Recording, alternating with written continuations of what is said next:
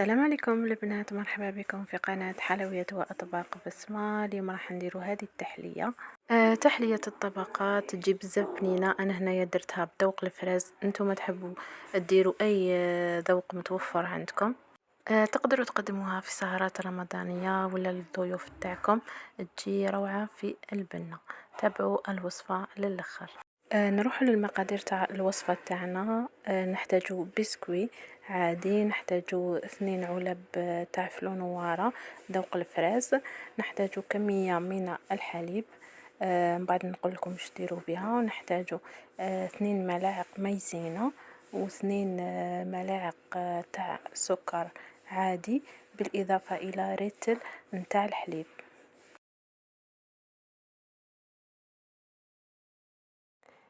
اول حاجه بديت بها هنايا، بديت نستف البسكويت تاعي. هنايا لازم نغمسه في الحليب هذا الشكل ونستفو في المول. انا درت بالمول الاسطوري. اذا ما عندكمش المول هذا تقدروا تستخدموا اي مول يكون متوفر عندكم، ولازم تشربوه بيان تخابيا في الحليب باش ما يجيكمش هذاك البسكوي ناشف. انا هنايا درت 2 طبقات هكا باش تجيني الطبقة تاعي شوية عالية.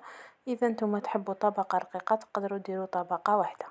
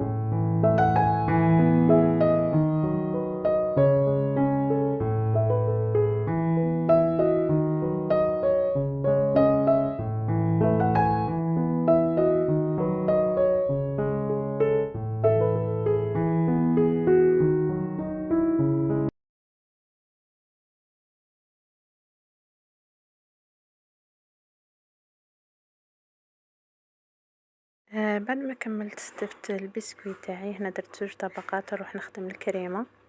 نروح لطريقة التحضير. أول حاجة نديروها نروح نخدموا الكريمة تاعنا. نديرو بارد في بارد، نديرو ريتل نتاع الحليب، نزيد نضيف عليهم 2 ملاعق تاع مايزينا، ونزيد نضيف عليهم 2 ملاعق سكر عادي، بالإضافة إلى كيس تاع فلو نوارة بذوق الفراز. نخلطهم بارد في بارد ونروح نديرهم فوق النار.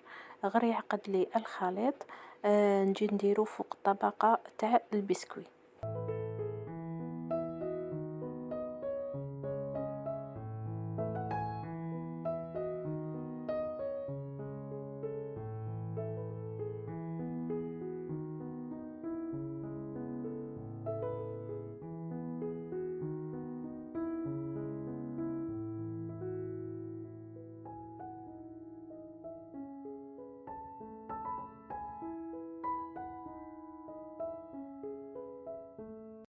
وهنا بعد ما وجدت الكريمة تاعي غير نشوفها عقدت بهذا الشكل، نطفي عليها، ولازم كي تكون فوق النار نبقاو نحركو. هنا بعد ما وجدت نروح نديرها فوق طبقة تاع البسكويت كطبقة تانية. بعد ذلك لازم نديروها في الثلاجة، لازم تبرد لنا الطبقة الثانية بيان تخابيا باش نقدروا نديرو الطبقة الثالثة.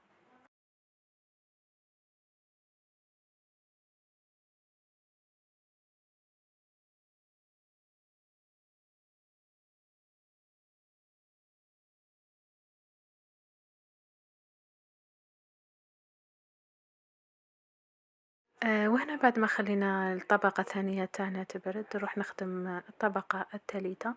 نحتاجو فيها كيس تاع فلو بذوق الفراز، ونحتاجو إلى كاس تاع الماء. نخلطهم بارد في بارد ونديرهم فوق النار. غير نشوف الخليط تاعي بدا يغلي، نطفي عليه، يعني خلوه شوية يغلي، يعقد شوية، ومن بعد ذلك نطفي عليه، ونروح نديرو نجبد التحلية تاعي، نروح نديرو كطبقة ثالثة.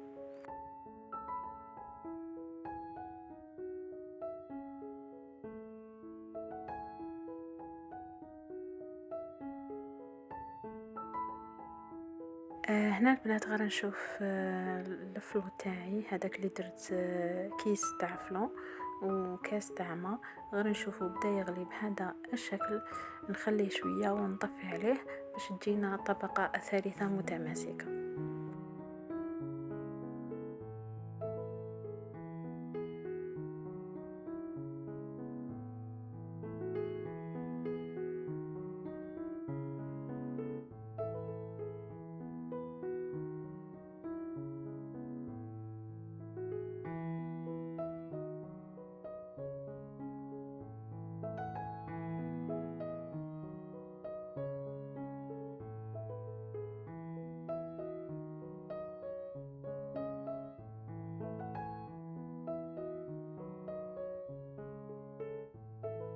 وهنا التحلية تاعنا بعد ما بردت جات يا البنات بنة ولا أروع.